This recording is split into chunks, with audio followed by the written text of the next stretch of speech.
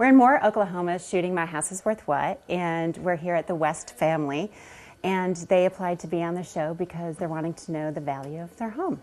Over the year, we've done several things. Most recently, we did a room addition. We added this room we're in.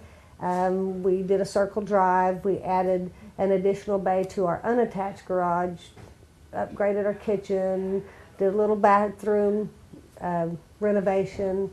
The premise of the show is basically it's a real estate appraisal show, and we get local real estate experts to go through the home with the homeowners and just evaluate the improvements that they've done upon their home, as well as just kind of, the market area and the value. And at the end of the show, they go ahead and give a estimated value of the home.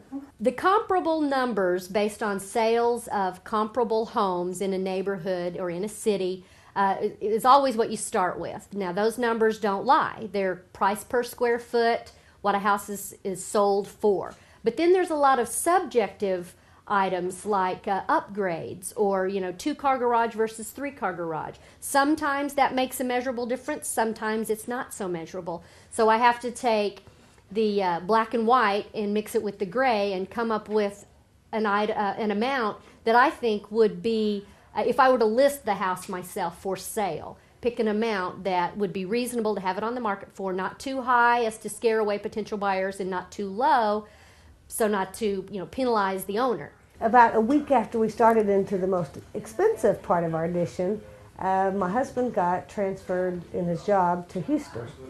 So now he is in Houston Monday through Friday, and if we have enough equity in our house, we're thinking about maybe buying a second home in Houston. Oklahoma has stayed pretty steady. I don't know if it's because of our proximity in the United States, but when things go up, we don't go up as high as the coasts. So when things come crashing down, we have farther to fall, and we go down at a slower rate.